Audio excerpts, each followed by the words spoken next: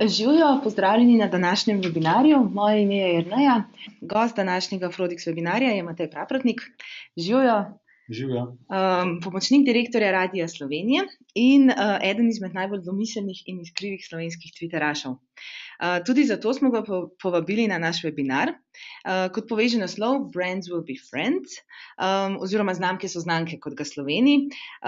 In na tem webinarju bom med drugim utemeljeval, zakaj in kako kot znamka biti prisoten na Twitterju in na družabnih omrežjih nasploh. In če imate že med webinarjem kakršnakoli vprašanja, kar vprašajte, sicer bo pa čas tudi na koncu, pa tudi po mailu, saj veste, da lahko vedno sprašujete kadarkoli.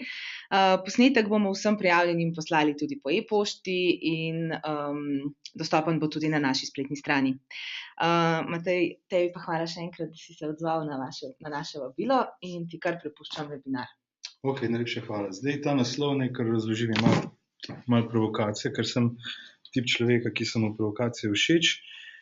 Pričemer ne trdim, da bojo znamke vaši prijatelji oziroma prijatelji ljudi na Twitterju, ampak znamke med seboj. Me slišite? Mislim, da je vse v redu. Nekaj sem slišal nazaj, upam, da to ni kakšna napaka.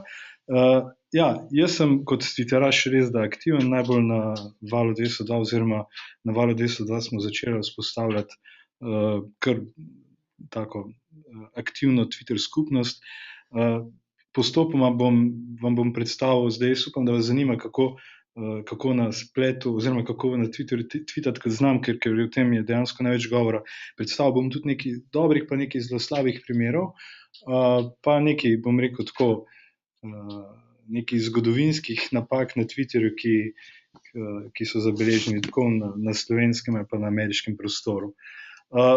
Najprej malo o ozadju, o tweetanju Vala 202, ki je zgradil že kar dobro prakso v ekipi 6-7 ljudi.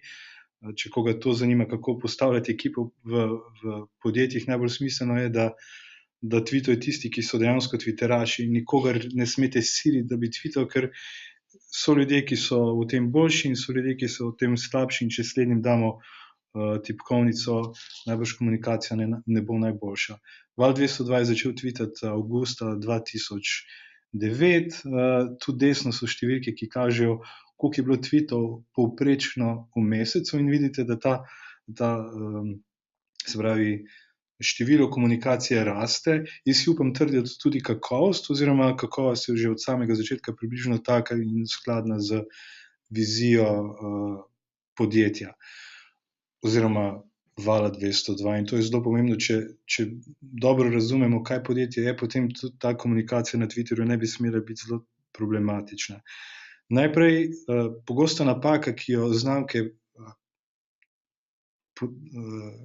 delajo na Twitterju, je, da razumejo Twitter kot PR.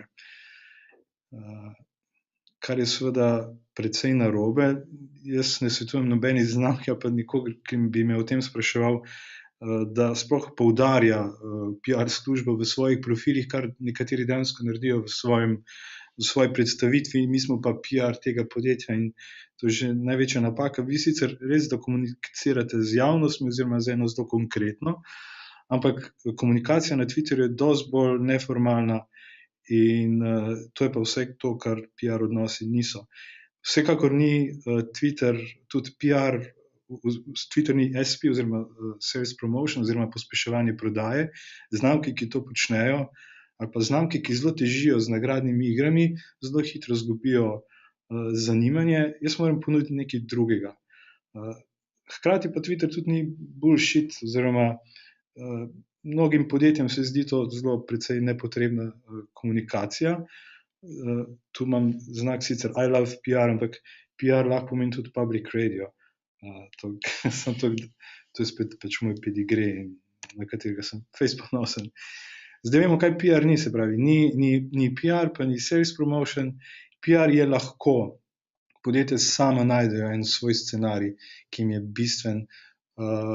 Za nekih na spletu sem našel veliko smernic, ampak najbolj smiselno je, da izhajam iz tega, kar poznam sam, pa iz moje izkušnje na Valu 202, ali pa iz tega, kar poznam, kar nekateri zelo dobro delajo v Sloveniji. Recimo, odločil sem se, da ne bom preveč izpostavljal znam, ki imajo slabe prakse, ampak skušal se bom osredotočiti na tiste, ki imajo dobre prakse.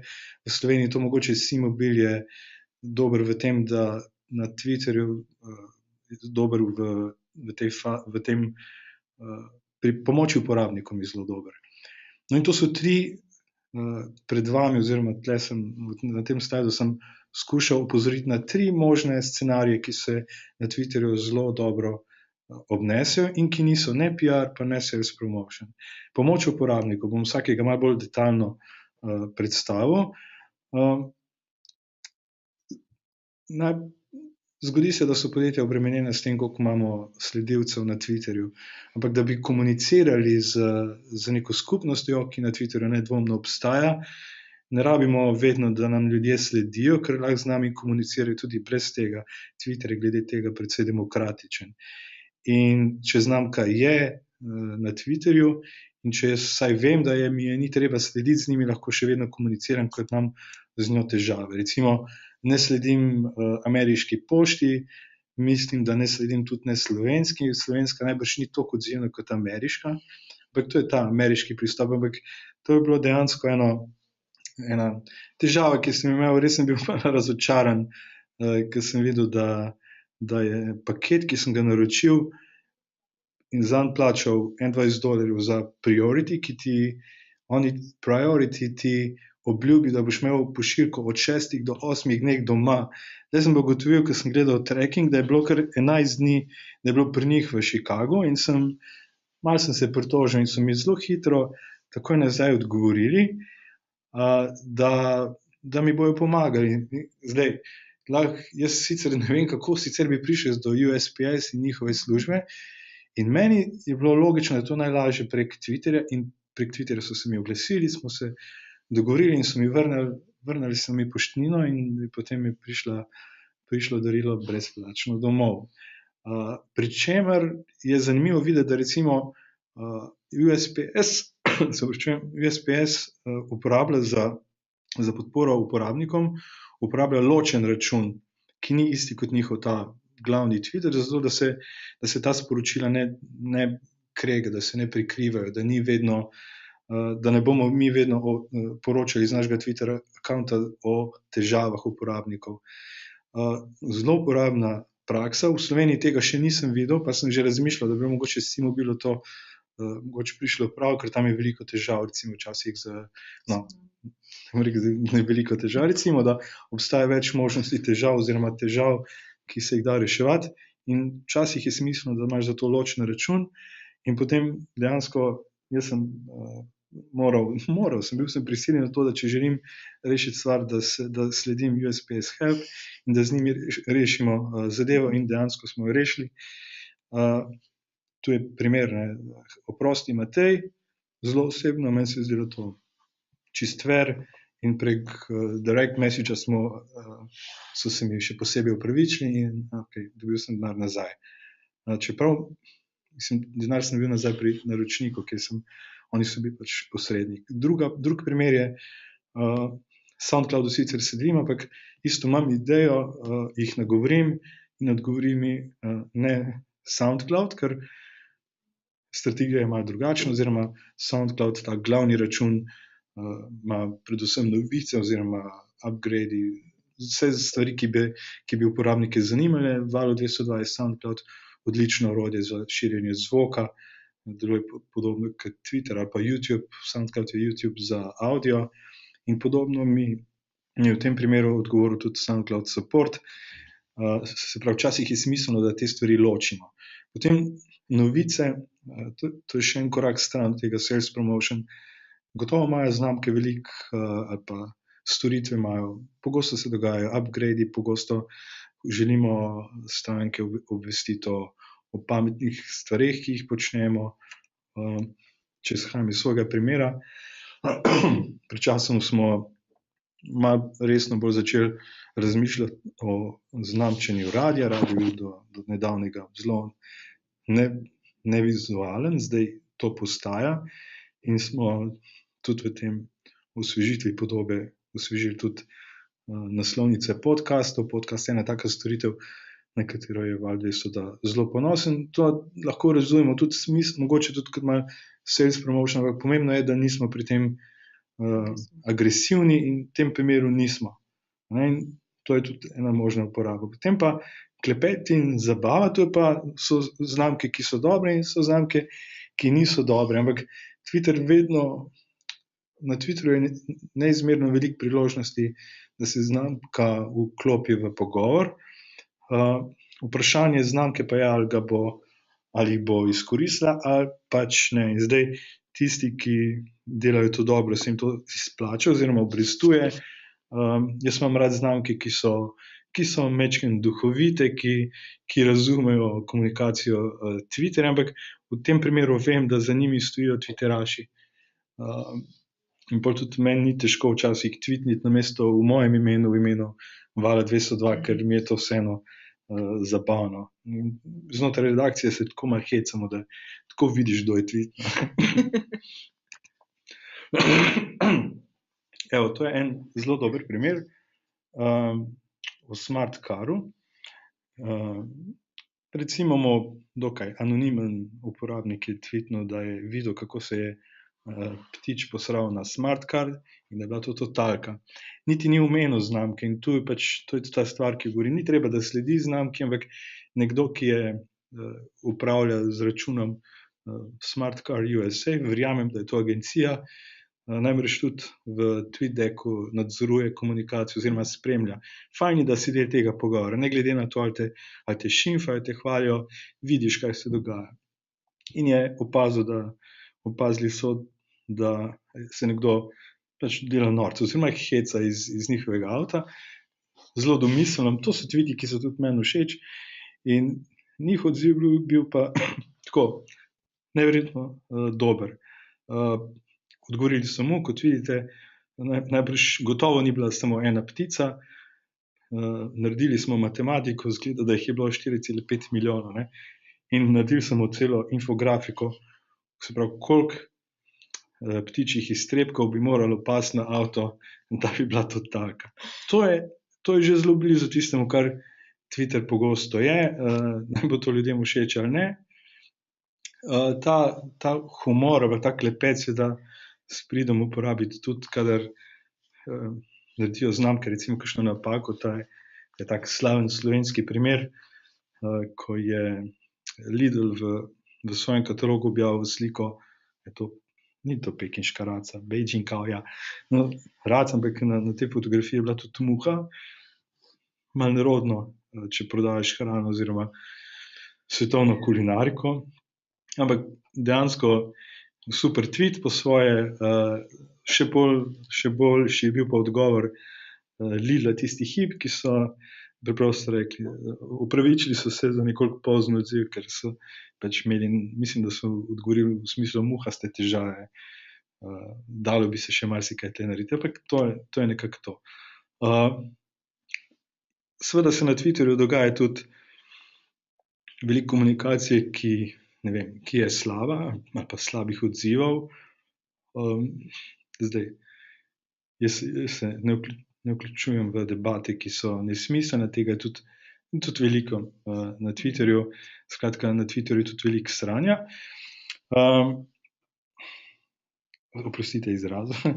Ampak, kar bi tle rad izpostavil, napake so pa odlična priložnost za obžalovanje, ker recimo opazil sem, mogoče se strinjajo z mano ali pa tudi ne, ljudje imamo včasih težave z opravičili, kadar vemo, da smo ga posrali, se zelo težko opravičimo, to je tako osebna stvar. Sploh se mi zdi, da je to dosti slovensko, da je težko priznati krivdo in dajmo to vaditi v znamkah, ne? Ker če znamkam pripisujemo osebnost, smo mogoče na Twitterju lahko malo bolj, se malo lahko oddaljimo, pa v imenu znamke nekoliko bolj upravičimo. To je en tak primer, ko je tam, mislim, da v slaščičarni Zvezda, mislim, da mora biti to javni primer, ne, saj Mojca, ki tudi v tem biznesu, če se ne motim, je objavila to kroglico, ki je prišla z druge mize, pa še vrabček jo je napadel. No, in zdaj odziv slaščičarne Zvezde je bil neverjetno slab. Najprej so vse skupaj zanikali, pol je trajalo pa enih 10 tweetov, da so na koncu rekli, no, ok, dej, kako se ti oddolžimo. To bi mogel biti prvi tweet, najprej posip s pepelom in šele pol.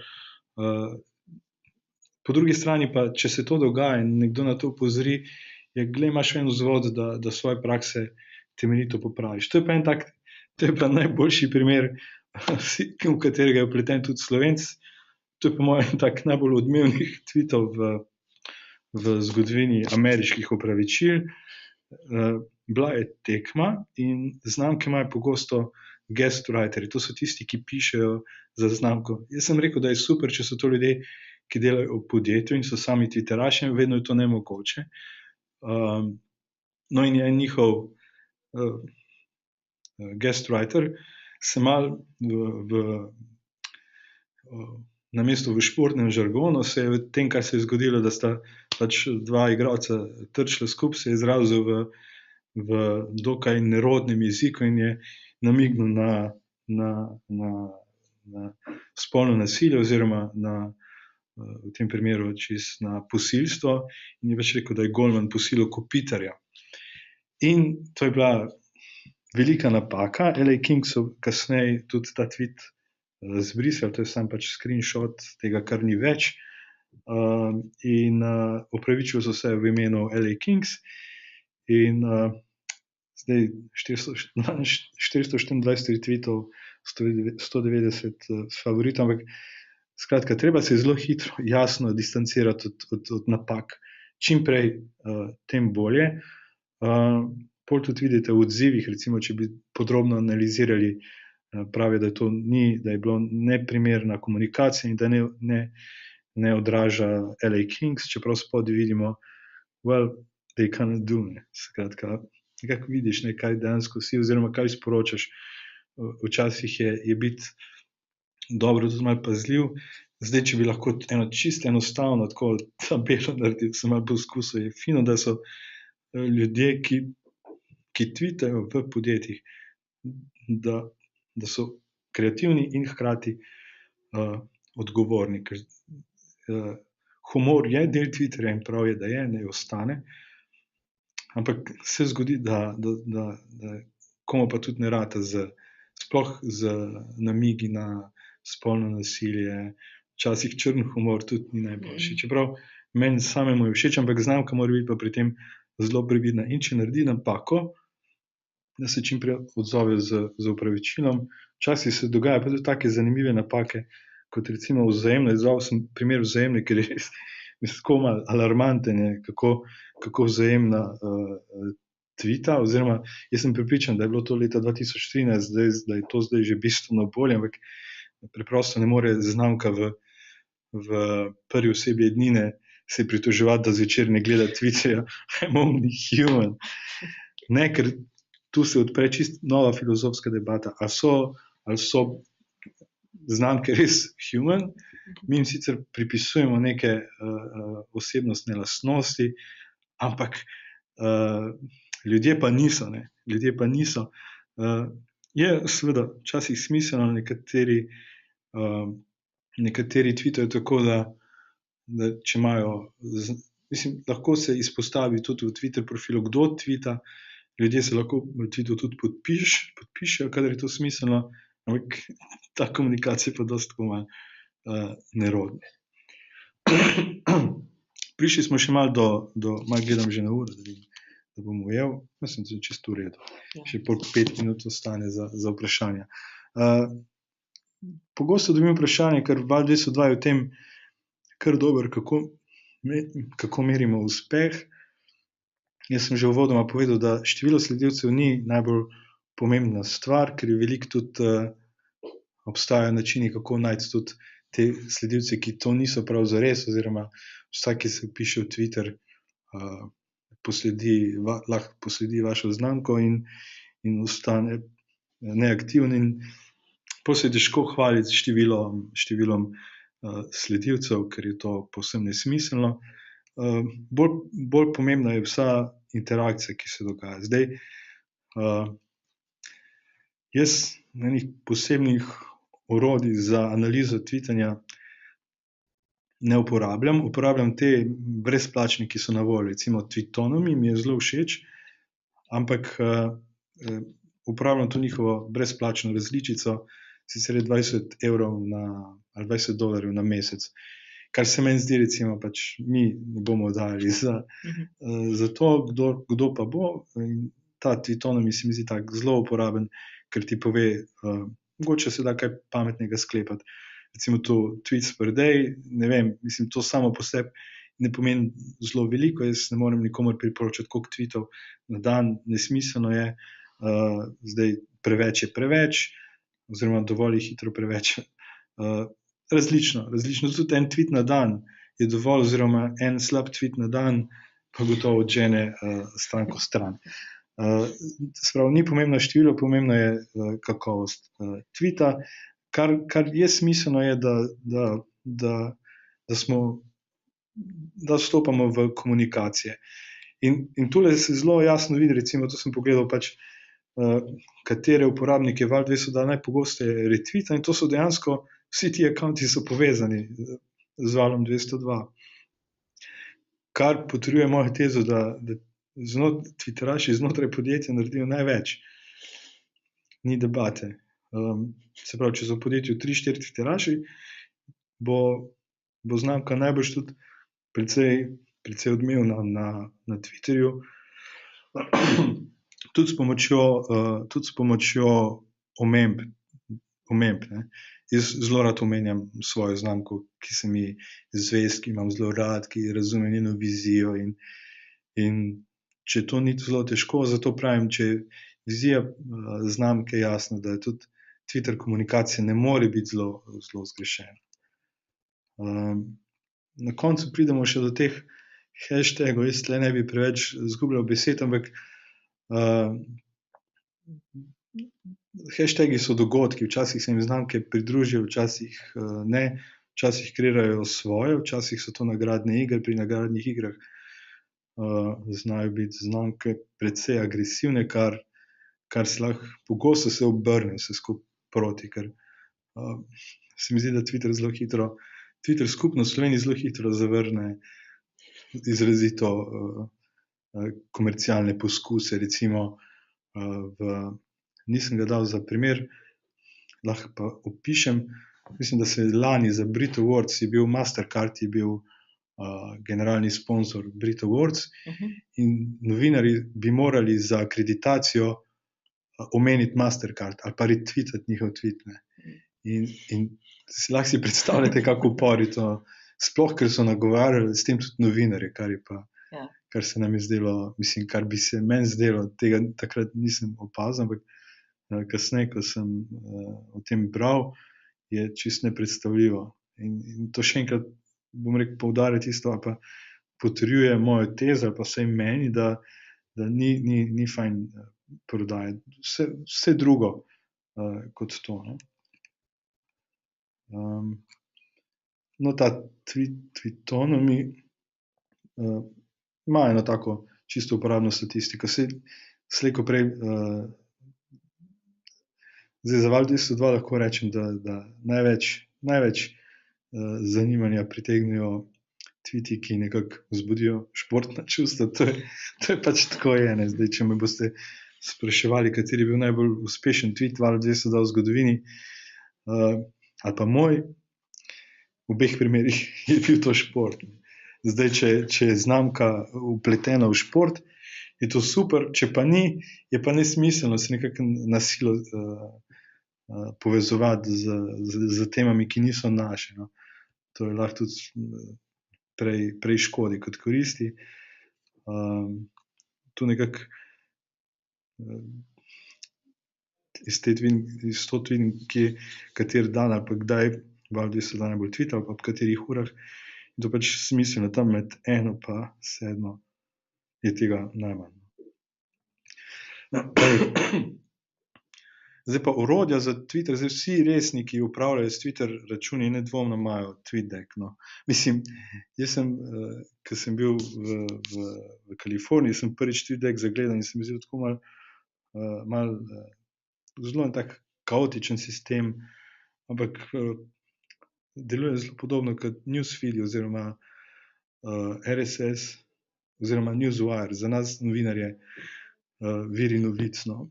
Na vir novice naročiš in ga na to spremljaš, služi pa tudi temu, da zelo učinkovito slediš omembam svojim.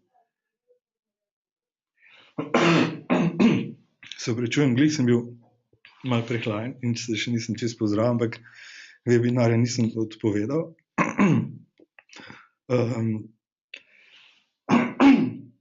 Pardon.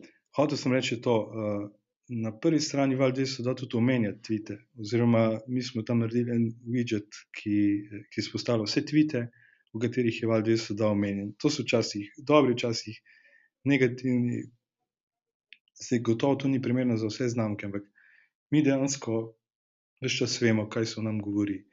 In ker smo del te skupnosti, je nekako vse skupaj zelo smiselno, pa tudi čez čas navadiš, da oziroma kritika te neha boleti.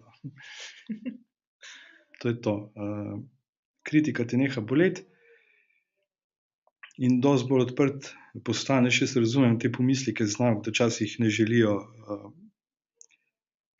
želijo postaviti podpore uporabnikom na splet v tako transparentno obliko, ker pa bojo vsi videli, kakšne težave imajo ljudje z nami. Ampak po drugi strani zna biti to zelo koristno. Ja. Tak vzvod za izboljšavo. Evo. Jaz mislim, da to je moj pogled na moj tweet deck. Bom zelo dolgo ostal pri tem print screenu, zato ker bi se zelo hitro pojavila tudi osebna sporočila, kar pa ne želim. Ampak to nekako, ko prvič pogledaš tweet deck, zna izgledati zelo kaotično. Ko se ga navadiš, je pa vse zelo smiselno. Zelo dobro lahko spremljaš, kaj se s tvojo znamko dogaja, pa kaj potrebuje. Val 200 zelo pogosto rešuje težave svojih uporabnikov. Recimo tam v 1, 2, 3, 4 vrsti frekvenca X nekdo poroča, da imamo težave s podcasti, kar dejansko, ne vem, neki v iTunesih dejansko odsvetujem za Apple to rešitev, ker ne vem, vsi drugi programi to dobro prikažejo v iTunes, se pravi aplikacije podcast, pa dejansko nastajajo težave, ampak mi jih skušamo vedno rešiti. Ljudje, ki vejo, da se odzivamo na Twitterju, nam pišejo na Twitterju. In tako je dokaj enostavno. Jaz bi dejansko vsem znamkam svetoval, da ko imajo to podporo uporabnikom, da jo upoštevajo tudi na Twitterju, že zaradi same transparentnosti. Mogoče bi to tudi Google tako naredil. Čeprav Google ima zelo slabo podporo uporabnikom. Ja, proti kakšnim drugim takim. Ne, Google je prav obupan, kar se tega tiče. Ampak to je že druga tema. Zdaj, če kako vprašanje, si bom nalil še kozarec vode, da ne bom čistil brez. Ja, najlepša hvala najprej za webinar in kljub še obronkom prehlada. Se bom jutri že zdrav. In ja, imamo vsaj eno vprašanje. Marko sprašuje, kako spodbuditi odziv sledilcev, da je komunikacija bolj dvosmerna in manj PR. A se to da? Kako to narediti? Kako deluje ta dvosmerna komunikacija, da dejansko pride do nje? Se vedno začne s težavami in se nadaljujejo tam? Ne, težave so po mojem najlažje. Dajte vprašati sledilce, kakšne težave imajo z vami. Ja, najbrž kljub temu, da znamke niso ljudje, je pa vseeno fajn, da pokažejo to človeško plat, da preprosto rečejo, dajte tudi vi nam pomagati, naši sledilci, ali pa pač tudi ne sledilci, pač vsi, ki upravljate. Ja, seveda, ampak na začetku ne mogoče pričakovati, da bodo to uporabniki res počeli. To ni moja teorija, ampak dejansko najbolj pomagajo tisti uporabniki, ki imajo težave z vami, ker tisti bojo pomagali izboljšati storitev. Za kar pa je prisotnost na Twitterju dobra. če znamka obstaja na Twitterju, ni pomembno, ali mi uporabnik sledi ali ne. Gotovo sem pa prepričan, da ko bom imel težavo, da me bo izpostavil, so poiskal, mogoče, če je Twitteraš, najprej na Twitterju. Takrat se bo začela komunikacija. In tule se pa lahko podjetja res izkažejo s presenečenji, ne. Recimo lahko problem rešite na kreativno ali pa še neko boljš kot kadarkoli prej. In to potem odmeva oziroma to dobi na neko zanimanje. Poglej, mislim, meni je to zanimivo, kako se mi USPS odzove in zelo fino reši problem. Mislim, ker si predstavljate, sploh recimo do velikih znamk je zelo težko priti, no. Pri tem so včasih dobre te letalske družbe, ki redno odgovarjajo. Zdaj ljudje, ki čakajo na letala, so zelo kritični in nočejo, mislim, zelo radi jezno tvitajo in mislim, da se recimo Lufthansa se na te tvite zelo dobro odziva. Predstavljate si, da je to letalska družba, ki ima pogosto težave s stavkami svojega osebja, ne? In to je super priložnost za na Twitter, ne? Kako boš zdaj to, že sploh za PR, kako boš pomiril jezne uporabnike in to je izzivno. Mislim, da mora biti to pametno podjetje, bo to znalo dobro rešiti, no. Vsekakor se ne zgovarjamo na druge, mi smo tukaj samo Twitteraši. Ja. Mi nismo služba, ki bi vam lahko rešila težavo, ne. Zelo nam je žal, je že bolj tisti odgovor v pravo smer. Je pa to, kako priti do te komunikacije, ni kratek postopek, traja dlje, no. Fino je, da znamka začne, tudi če je business to business podjetje, ker še vedno imamo odločevalce, ki so na Twitterju, ne. Tudi tam se da. Ja, tudi B2B, ja. Res je. Imamo pa sedaj v bistvu vprašanje ravno z druge strani, ne z B2B, ampak B2C. David sprašuje, kako izkoristiti Twitter v komunikaciji, kadar ciljna publika podjetja, no, v bistvu niso končni zasebni uporabniki, v bistvu imamo prav B2B, prav dobra iztočnica je bila. Ja, to je fajn, če tudi kak CEO tvita, no. Oziroma, da na Twitterju ni samo znamka, ampak so tudi zaposleni. In če so tudi zaposleni našega podjetja, so najbrž zaposleni tudi drugih podjetij. In ta moj prvotna trditev, brands will be friends, cilja predvsem na to, da so znamke med sabo lahko na Twitterju precej dobro komunicirajo. To so neizmerne možnosti. Znamki so recimo tekmeci na trgu, Simobil, Mobitel, tu bi bilo zelo zanimivo pogledati, kako se eni in drugi odzivajo, kadar v tvitih, v katerih so omenjeni oboji. Recimo, malo opazujem, kak je primer bank v Sloveniji. Banke še niso našle svojega momenta na Twitterju, lahko bi ga pa. Čeprav banke niso business to business, so business to customer, ampak pretežno, no. Ampak če si podjetje in če imaš stranke, ki so pretežno niso končni uporabniki oziroma so business to business, najbrž so ti tudi komunicirajo na Twitterju oziroma še vedno imamo neko javnost, neko skupnost, s katero komuniciramo. Lahko se pa, mislim, najbrž se ne bomo samo hvalili z lastnimi storitvami, ampak ja, so stvari, na katere bi radi opozarjali tudi na tak način. Saj Twitter feed ostane tam, je. Fino je, da pač, če imamo Twitter, da tudi v vseh komunikacijah povemo, da mislim, ne sme biti to en skrit kanal naše komunikacije. Ja, to je vedno, dolgo časa sem se tudi jaz spraševala, kako tvitati, če si B2B organizacija, ampak isto tudi v drugih podjetjih so ljudje, ne, isto so na koncu tisti, ki te poslušajo. In še Anton, ali na Twitterju in na Facebooku objavljate iste vsebine ali pa so ene primerne za Twitter in druge za Facebook oziroma nekatere niso ustrezne za Facebook?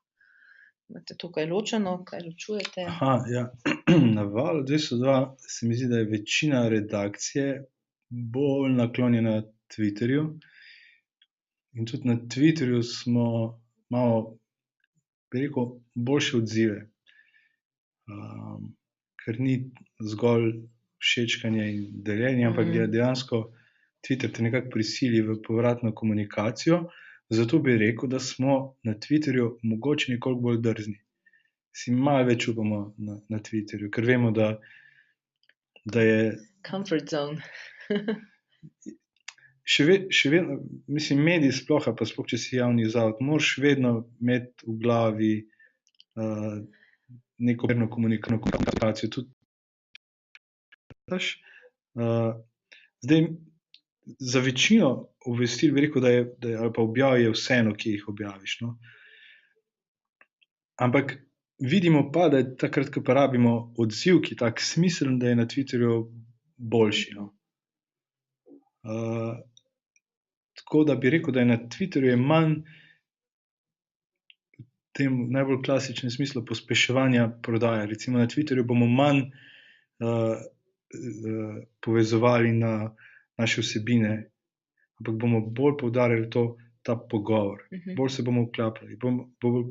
Bolj aktivni bomo pri spraševanju, kot pa na Facebooku. Na Facebooku je najbolj, zadnje dni je najbolj uspešna objava ne zahteva nič drugega, kot sam ogled video Aleša Smrekarja in Igorja Tominca, ki spremljata vožnjo Tine Maze. Seveda je to tudi vsebina, ki je bila objavljena na Twitterju, ampak ne glede na to, to je tisto največ, kar lahko od razprave dosežemo na Facebooku. Vsi na Facebooku nismo nobeni šampioni, mi približujemo se 30,000, kar je za radio ni zelo veliko, no, ampak smo pa na drugi strani precej bolj ponosni na to, kako smo zgradili skupnost na Twitterju. No. Ampak najbrž ima vsako podjetje svojega šampiona. Se pravi, ne govorim tudi, da je Twitter najbolj primerno orodje za vse, ampak ko v nekem času preizkusiš različna orodja, najbrž najdeš tistega, ki ti najbolj koristi. Ni to vedno Twitter, ampak recimo za Val 202 pa je. Ok. Če ni več vprašanj, saj jih je bilo v bistvu presenetljivo veliko. Pred webinarjem ti jih nismo obljubljali, ampak najlepša hvala. Dina, še eno. V bistvu meritve spet. S katerim orodjem merite učinke, analizirate delo na Twitterju? Ne? O tem si že govoril. Jaz sem nekaj časa smo uporabljali Twitter Counter, ampak takrat smo bili še v tistih začetnih povojih, ko nas je dejansko najbolj zanimala ta rast. Ampak, kot sem rekel, to ni najbolj pomembna stvar. Meni se kot od teh orodij najbolj zanimajo me, se pravi, bolj kot število sledilcev je ta mentions, se pravi, koliko me drugi omenjajo, ne glede na to, ali te omenjajo z hashtagom ali z pač handlom tvojim Val 202, ali pa brez v besedi, tudi to je možno. Drugače pa med temi orodji, ki sem jih doslej raziskal, mi je ta Tweetonomy mi je najbolj, se mi zdi, da ponudi tudi ta brezplačna različica, ponudi kar dober pogled v to, kar potrebuješ. Ne? Nekako ti tudi potrdi tezo, lahko kar izklepaš na podlagi podatkov, ki jih vidiš. Ne? Podobno kot recimo Google Analytica tudi ni najbolj zgovoren podatek, koliko imaš obiska, ampak kak je trend. Če opažiš trend rasti, pa če opažiš trend rasti komunikacije, je to dobro. Tako da, če bi že moral svetovati katerega, bi rekel, za nas je čisto dovolj ta brezplačna različica Tweetonomija. Sicer vse kar več, da bi bili, ne bi se radi preveč osredotočili na te številke, no, ker vendar je bolj pomembna kakovost komunikacije. Mogoče tudi jezika. Zdaj ste opazili, da Twitter je zelo Na Twitterju je neverjetno teh grammar nacija. Mislim, najslabša škola narediš je, če znamka objavi Twitter, ki slonično ni brezhiben. To se ti hitro obrne. Ne? Lahko včasih enkrat sem celo tweetnil in to je čisto resno. Če hočeš, da je tvoj tweet res odziven, ne bo slonično napačen. No. Ampak tako, da bo očitna napaka in pol boš tako se dobi do vsega. Tako se dobi do vsega. Tako da mogoče za kako znamko za prvih 10 tweetov totalno šlampas, jih ne pa, ko bo začeli vaši vsi govoriti, da je haha.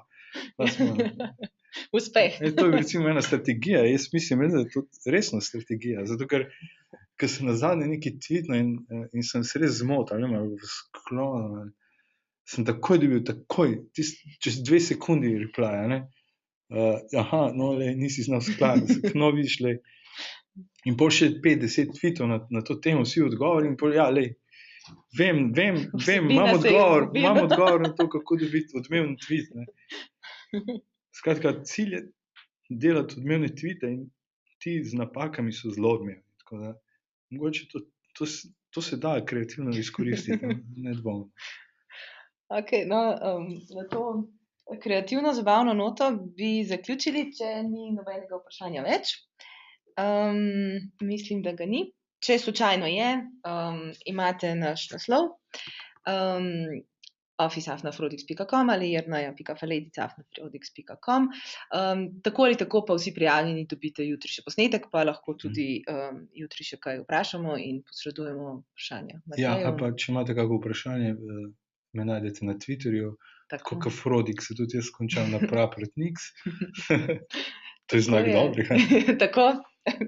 In če bo veliko vprašanj, bom odprl Prapretnik support. Pa se bomo prek dema naprej pogovarjali. Matej, še enkrat najlepša hvala za danes. Hvala tudi vsem, ki ste se odzvali na naše vabilo na webinar, nas poslušali. Naslednji teden, spet ob 10. uri, z vami bo pa Fedja. Lep četrtek še naprej in se slišimo. Nasvidenje.